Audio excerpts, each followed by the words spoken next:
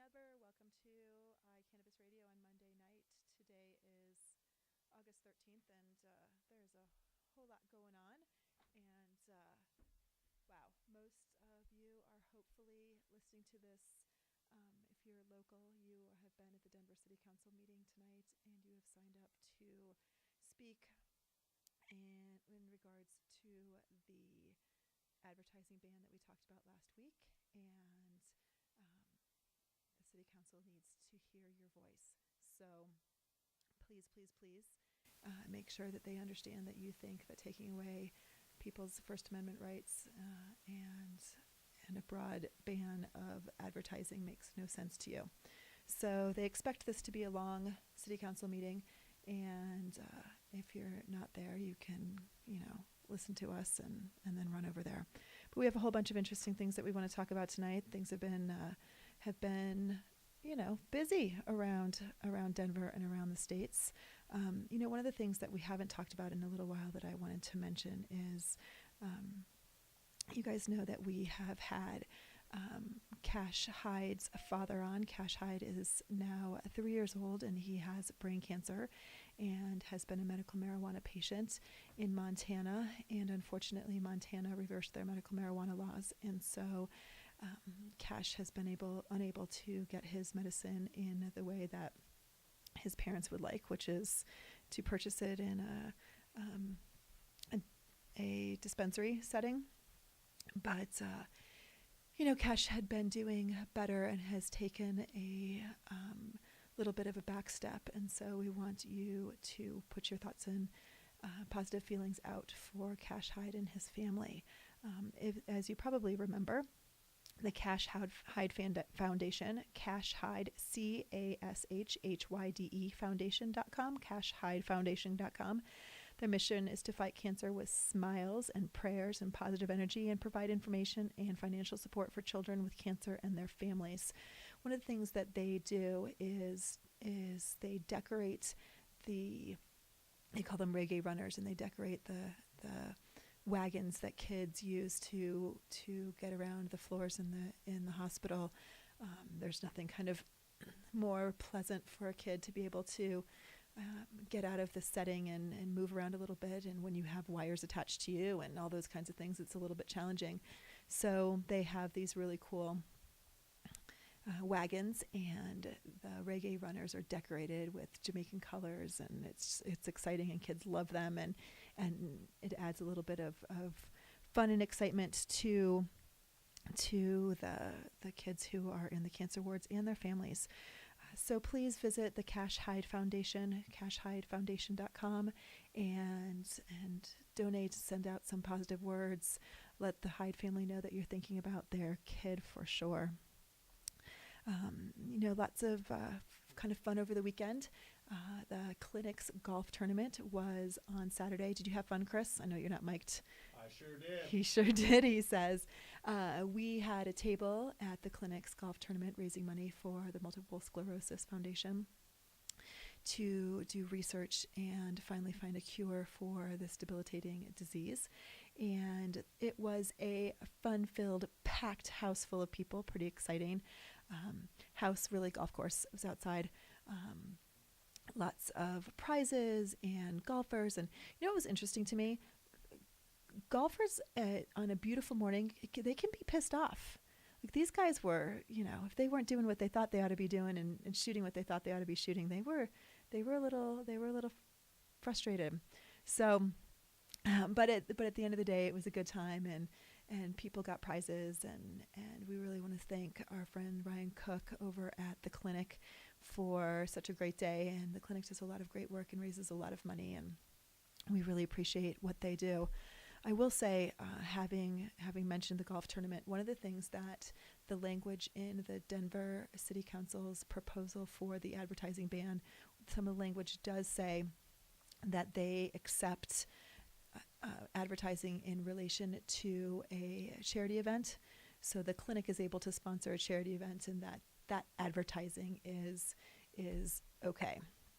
So strangely enough, at least they would be able to continue to sponsor their great events and other great events like them.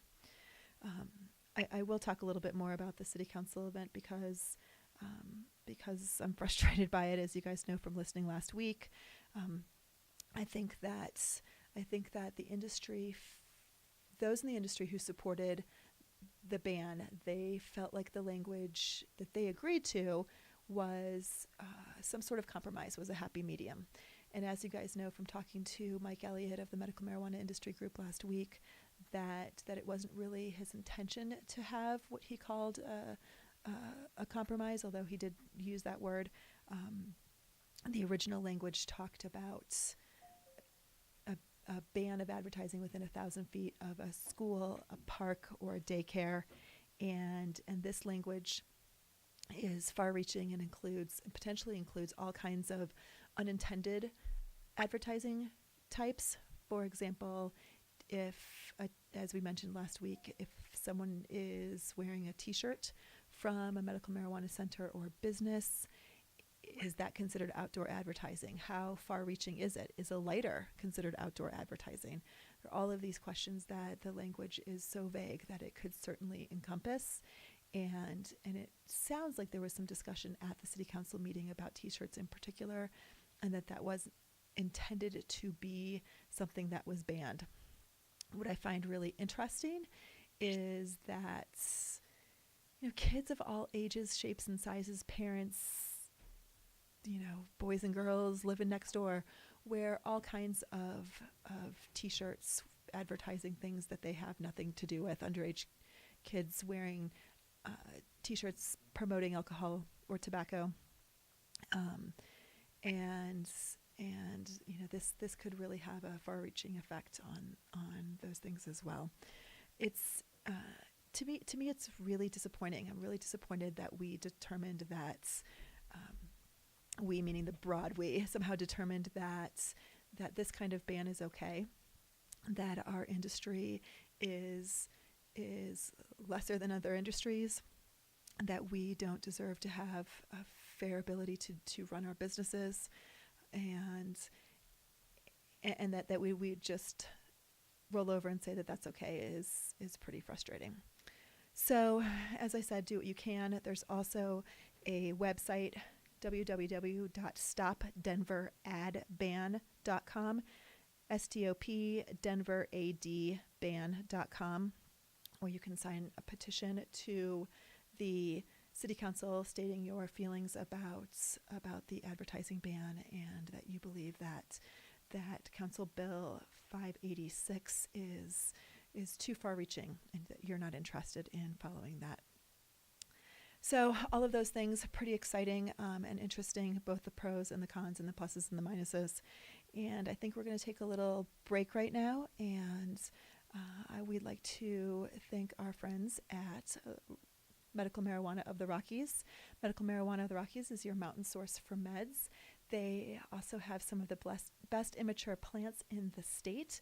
You can check out their website at mmrockies.com. That's mmrockies.com for their ever-changing strain selection, as well as the immature plants that they have available. Medical Marijuana of the Rockies is located in Frisco, off of exit 203 in Frisco, Colorado, up in Summit County. It's a beautiful day, time of year to go to the mountains. Beautiful, especially when you're able to see some of those crazy meteor showers. So go up and visit our friends at Medical Marijuana of the Rockies. Make sure that you tell Aaron and Jerry that you heard about them on iCannabis Radio. We'll be right back. The law offices of Edson, Maton, and Matz provide criminal defense, medical marijuana defense, and advice about setting up and running medical marijuana centers, optional premises cultivation operations, and infused product manufacturing businesses throughout Colorado. With offices in Denver and Aspen, we can offer assistance throughout the entire state of Colorado. Give us a call at 303-831-8188. That's 303-831-8188. Or visit us online at warrenedson.com. Let's face it, rules and regulations are complicated, especially in the field of medical marijuana. Let Medical Marijuana 101 help you get through the compliance process. We can also explain to you your employment requirements, your employees, and your business. But our work doesn't stop there. Our experience in cultivation ranges from the design of grow rooms to the diagnosis and resolution of grow problems. Visit us at www.medicalmarijuana101.com or call 303-388-7706. That's 303-388-7706. Hi. Welcome back. So some other interesting things that have been going on. And one of the things that is kind of exciting, we know we've been following the New Jersey situation and getting New Jersey on board. And we've talked with Ann Davis, our friend and attorney in New Jersey, as she works diligently to get the state to finally enact its medical marijuana law. And what happened on Friday, but lo and behold, finally, the medical marijuana program in New Jersey takes off. More than 2 years ago, the program was enacted. However, there were no medical marijuana centers, no dispensaries, and in New Jersey was the 17th state to permit medical marijuana, but possession and use of the drug is in violation of federal law, of course. However, finally, a dispensary has been given the go-ahead, and that's great news. We will talk in the next couple of weeks with Ann Davis about how that's going and what that looks like, but definitely it's a step in the right direction, despite the fact that the governor has put all kinds of roadblocks in place. And they don't have a regulation set up. They are at least moving in the right direction. So hopefully the Greenleaf Compassion Center of Montclair, New Jersey, will open its doors in September, pending its final permits. And patients will be able to get access to their medicine in New Jersey. Baby steps, right? we're all about the baby steps right now. We'll take what we can get, and while it's been a long time coming, at least there is some light at the end of the tunnel.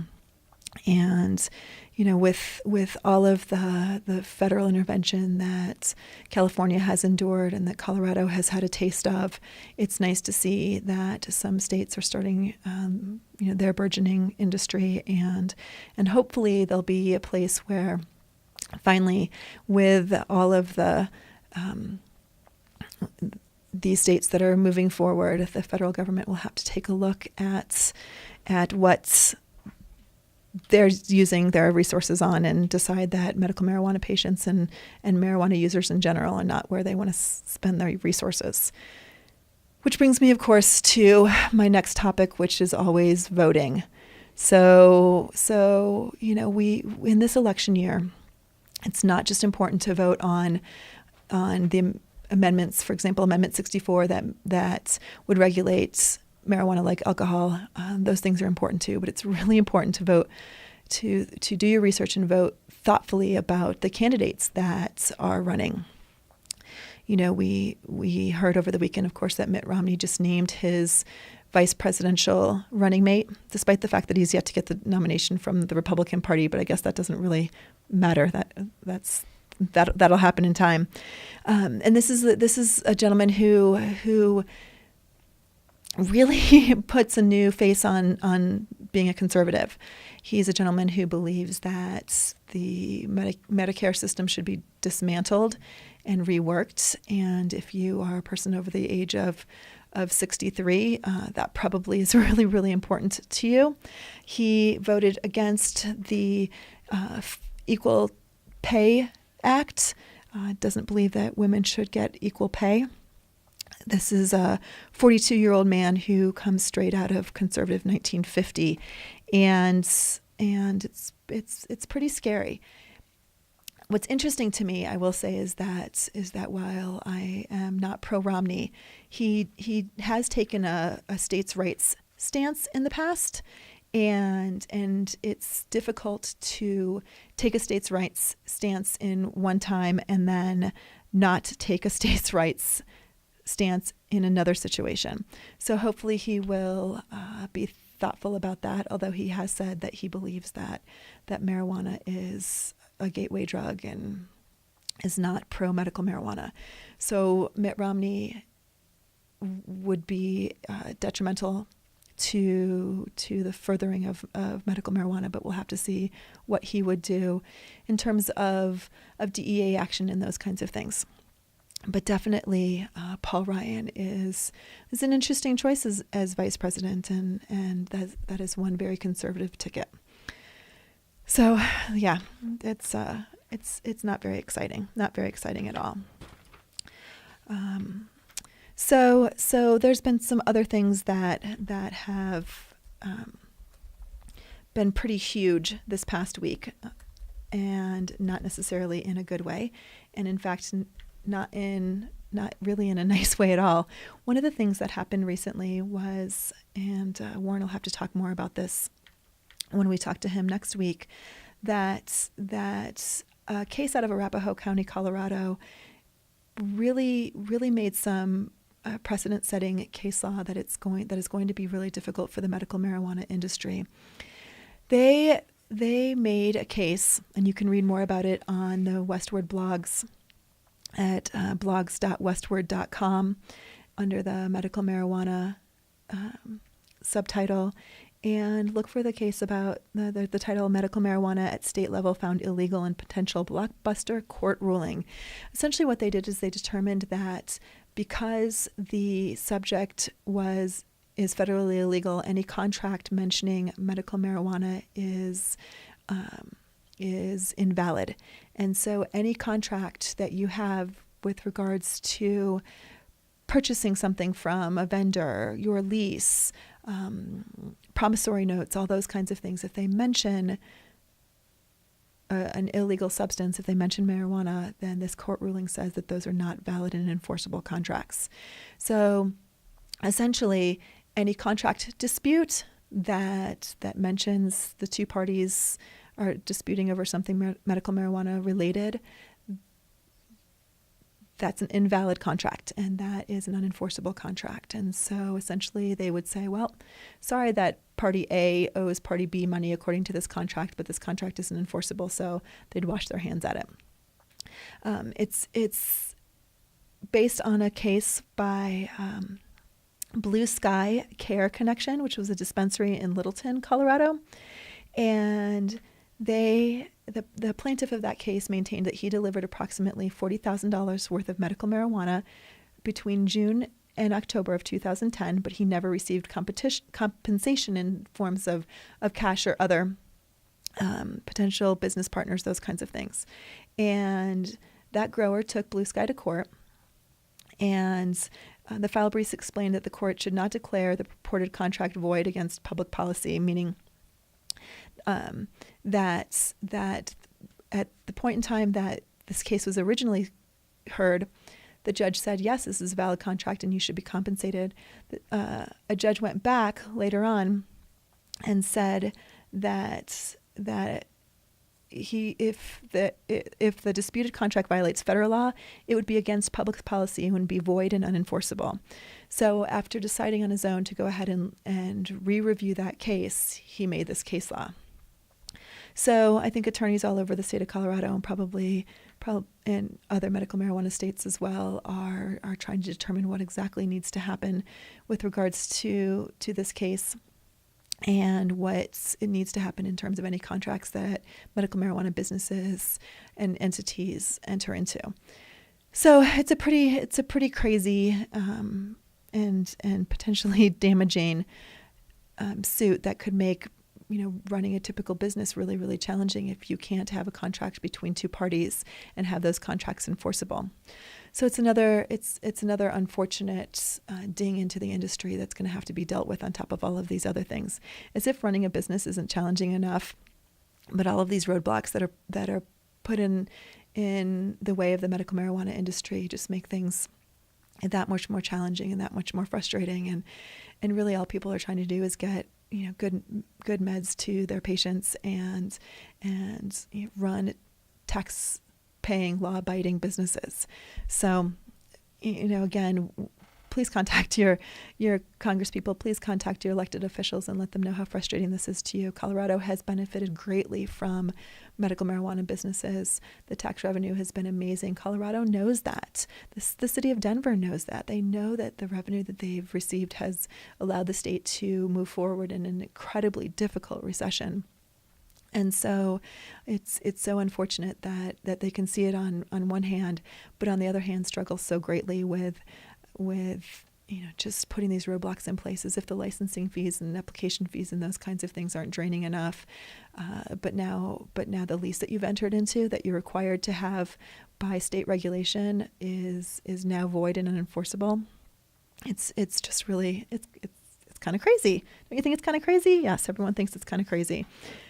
Yeah, and so it's such a dichotomy. So we go to this golf tournament, and everyone, so many people in the industry are there, and they've given money to play in this charity golf tournament, and companies have donated prizes and money and all these kinds of things just to make sure that the MS Society receives money to be able to do this research, and it's such a feel good thing. And then you turn around and you think, gosh, why is it that we can't sign a lease that says that we're a medical marijuana business? Why is it that we can't advertise our businesses in places where everyone else advertises their businesses? I mean, it's so frustrating, and it doesn't make a lot of sense.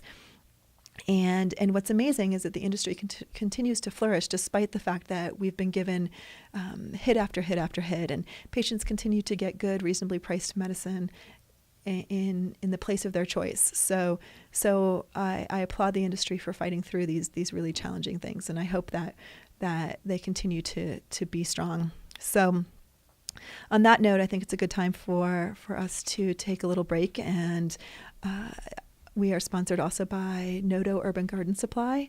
It is located at 1330 27th Street between Larimer and Walnut Street on 27th in Denver, just a few blocks northeast of Coors Field. Nodo Urban Garden Supply has your biggest source of your growing needs, of your garden supply needs in downtown Denver. Whether you are a hobby cultivationist or you are a commercial grower, Nodo Urban Garden Supply is your place to go. They have fantastic compost tea, as we've talked about time and time again. Free to their customers, just bring a container and get that wonderful nutrient compost tea for your plants at home. And as you know, our friend Levi does a grow spot on iCannabis Radio. So go into Nodo Urban Garden Supply and ask for Levi, and make sure you say you heard about Nodo Urban Garden Supply on iCannabis Radio. They're open 6 days a week and will be able to meet all of your gardening needs. Again, that's Nodo Urban Garden Supply, Nodo Urban Garden Supply. And you're listening to iCannabis Radio, and we will be right back. Are you a medical marijuana patient or interested in finding out how to become one? Contact Mile High Wellness, where your care is our concern. Conveniently located on Hamden and Tamarack in the Whole Foods parking lot behind Proof of the Pudding, Mile High Wellness offers a wide variety of edibles, hashes, and some of Colorado's top strains. Mile High Wellness, where your care is our concern. 3525 South Tamarack, Suite 110, on the corner of Hamden and Tamarack. 720-382-8516. Mile High Wellness, where your care is our concern. Are you a runner? Are you a runner who supports marijuana legalization? Run on Grass is a group of athletes actively seeking to change our marijuana laws. We speak the truth about cannabis, bringing the message through our feet to new ears. Check out runongrass.com to find out more about us, our events, and how to join up or how to sponsor a runner. If you're in the Denver area, please join us for runs or start a group in your area. Running not your thing? Any sport can do it. On grass. Runongrass.com.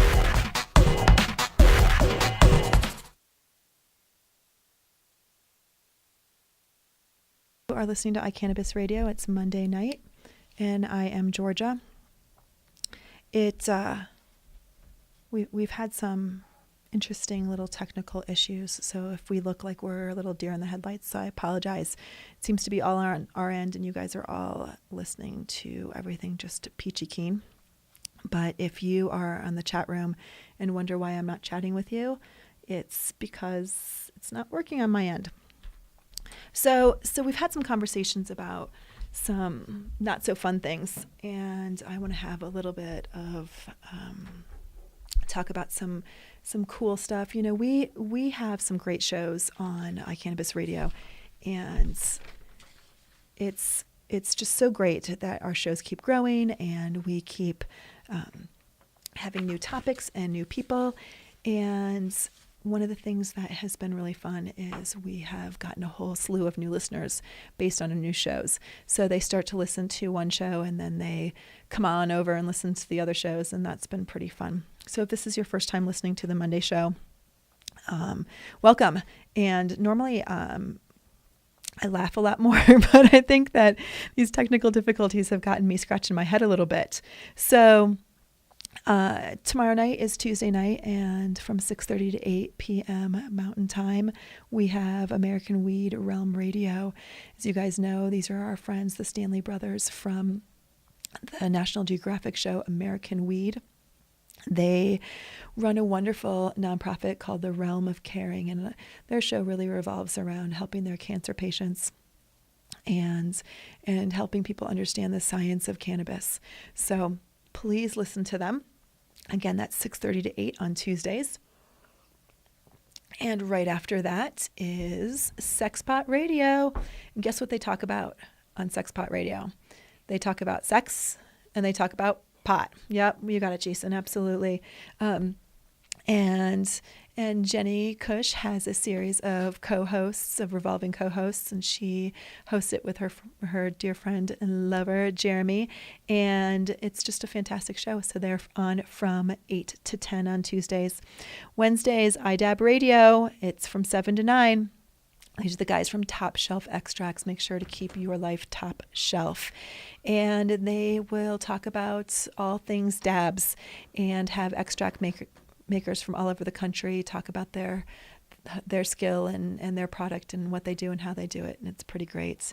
And Thursdays, of course, is Overgrow the Radio with Stickman and Elisa. Yet another wonderful political show where Stickman kicks people's asses and takes their names later. And then, of course, Monday nights is Georgia and Warren. And next Monday, we will be talking about our monthly cannabis history lesson, which is always a good time with our friend Greg Dower. So we're always kind of shocked and amazed at what interesting things he comes up with, especially in regards to the cannabis history in Denver. One of the things that he started to talk about last month, and I think he's going to continue this month, is there has been a long history of cannabis and the jazz musicians and that kind of history in Denver. And he's going to talk a little bit more about that on this upcoming Monday. So I haven't done a plug for Run on Grass in quite some time and really want to talk a little bit about Run on Grass. For those of you that aren't familiar, Run on Grass, of course you hear the ad for it every single show on iCannabis Radio, is a group of runners who really do their best to get the word out about marijuana legalization in a very unlikely setting. It's not that often that you see medical marijuana advocates running in races with marijuana leaves on their shirts, which won't be illegal under the Denver ban because it won't be advertising a medical marijuana business, just so you know that. But Run on Grass has some upcoming runs, and there is one on Friday night that I'm excited about called the Firefly Run. It starts at 8:30 at night in Denver, and the whole idea is that everyone runs with glow sticks like fireflies. I thought that was pretty cool. And then on Sunday is the Drenched 5K, and it is a 5K where you go through a series of obstacles, water obstacles, not sort of like a warrior run, but more like sprinklers and water guns. So pretty fun runs coming up. Also, Run on Grass is going to be running. I'm going to run my first full marathon in September, on September 22nd, the Rock and Roll Marathon in Denver. If this little stress fracture in my foot heals in time, I should be just fine. If you're interested in learning more about Run on Grass, please don't hesitate to visit the website at www.runongrass.com. Also, you can like our Facebook page, Run on Grass on Facebook. You can see all our upcoming events and join us. And if you don't live in the Denver area, make your own run on grass organization. Get a bunch of runners together, or any athletes, and share your passion for whatever it is you do, while also educating people on the importance of patients getting their medicine, the truth on the effects of marijuana, dispel some of those myths and help people recognize how important it is to legalize marijuana. It's so interesting to be in a setting like a half marathon and have someone run next to you and say, "Hey, what does your shirt mean? What is that?" And think it's a joke at first. And then by the end of the conversation, they're like, "Of course I believe in marijuana legalization." But people are just often so surprised that when we break those stereotypes of what a marijuana activist looks like, they can really relate. And when the rubber hits the road, most people really don't believe all of the propaganda that they've heard, and are happy to admit that. So speak out, speak loud, and speak in all kinds of different settings. So that's what's going on with Run on Grass. You can always start an organization in your area. And if you're interested in learning more about how to do that, please, again, don't hesitate to check us out on the website and contact us through there. So yeah, pretty fun. Went for a run this morning. My foot hurts like hell. If anyone's got any tips on what to do with a stress fracture outside of not running, let me know. I mean, that would be the obvious, is to let it heal, but yeah, right. It's too close to this marathon, and I'm not. It doesn't hurt that bad. Especially if I'm not on it. So anyway, yeah, pretty interesting weekend and week ahead. As always, we are looking forward to a full week of shows, and I think we're going to take another quick little break and be back for our wrap up. And so we will see you in a minute. Yeah, be right back on iCannabis Radio.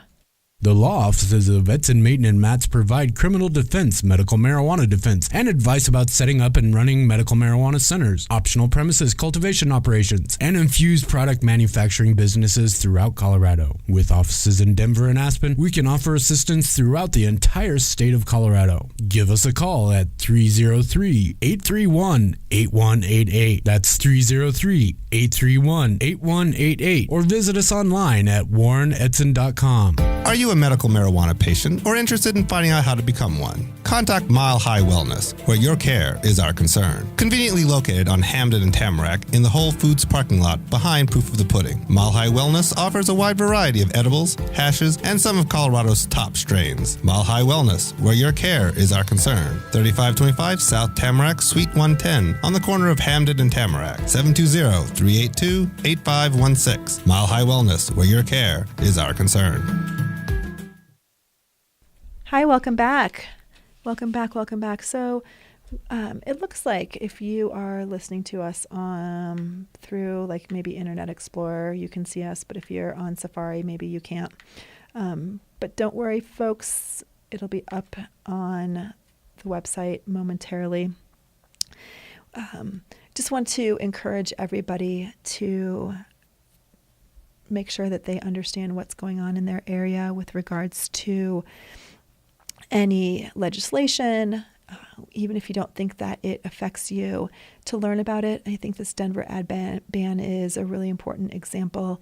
People think that, it just has to do with the businesses that run medical marijuana centers and so forth, and their ability to advertise. And really, it has a whole lot to do with you as a patient, too. One of the reasons why places advertise is because they need to get information to not just potential customers, but to the base of their business. And whether you shop at one store or you shop at several stores, the fact of the matter is that there are lots of people who need information, and the way that they get that is through advertising. I mean, I think you can think of the number of times that you did some research because you heard an advertisement that made you curious about something.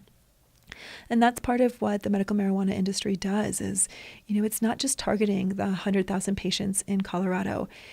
It's also a great educational source for people who may be considering medical marijuana who may have a debilitating condition and they have tried other things and they really feel like they need to try this, but they don't know a way to go about it. And limiting advertising, in all honesty, is going to limit their ability to get information. And limiting people's ability to get information is scary. I mean, that's what we fight against, and that's what we worry about when we have our elected officials who are telling us what information we can put out to the public and what we can't. It feels a lot like, again, the 1950s, or what we've gone to world wars over. It's not up to our city council, and certainly, this all came about because there are ads that were determined to be unsightly, or there were ads that were determined to be off-putting, and the reality is that could very well be true. And there's lots of other ads that we find to be off-putting and those kinds of things. And as a new industry, and as an industry that already starts with a lot of barriers to overcome, I certainly agree that we ought to be really thoughtful about the way in which we advertise, and make sure that we're advertising in a way that's seen as professional. And that isn't always the case. And I would hope that some of this would just weed itself out as we get to be stronger and more regulated, and there isn't a need to put your entire pricing schedule, and that you get a free joint with purchase on every window, or whatever might be seen as unseemly. I don't know exactly what examples may offend people, but right now people are just starting to get to be able to feel like, they can put things out there, and how that's taken by the public, and how well that advertising works. And whatever works is what businesses are going to do. And if you limit that, then people are going to find all kinds of other ways to advertise. And again, we don't even know what those unintended consequences are going to be. But if we're worried about someone handing somebody a T-shirt that has a company name on it, and that's somehow offensive, I think we've really missed the boat. I think that those far overreaching, broad strokes are so out of the realm of what we need to be doing at this point in time. I mean, really, very specifically, there have got to be some things that, if the city council received a lot of complaints, I hope those complaints were really about some very specific things, because if they were just about ads, well, that's kind of not something that the city council can do much about outside of what's been done with alcohol and tobacco ads and those kinds of things. And so I really would like to see the language in the bill reworked, revamped, rethought, and very, very specific to very, very specific problems, quote unquote problems. I personally don't know any of the specific complaints that the city council has received. I asked that question to Mike Elliott of the Medical Marijuana Industry Group, and he just said that they had received complaints. I suggested they find out the demographic of the people who made the complaints and what those complaints were specifically, because it feels like there's definitely some generalizations that are being made, and we're putting a ban into place based on maybe things that are not quite based on fact, and based more on opinion or emotion. And we know that's not a good idea. So, having been kind of a Debbie Downer tonight, I not really feeling like that. It's just this ad ban is a lot. It's a lot, and it's a disappointment, and it's a disappointment. And I hope that the industry can really get together tonight and speak directly and get some direct feedback that the ban that was discussed with the industry groups does not represent the voice of the entire industry, nor does it represent us as patients. So there we are. I hope you feel empowered to contact your city council members, your legislators, your council people, and let them know how you feel about medical marijuana and marijuana legalization. So remember, you're listening to iCannabis Radio, and we've got a week's worth of shows. Don't forget, American Weed tomorrow starting at 6:30. I'd like to thank our sponsors, Mile High Wellness, Noda Urban Garden Supply, Edson Maton and Mats, Medical Marijuana of the Rockies, MM 101, and Run on Grass. I'm Georgia, and I'm with producers Chris and Jason, and we want to thank you for listening, and we will see you guys next week. Good night. Night.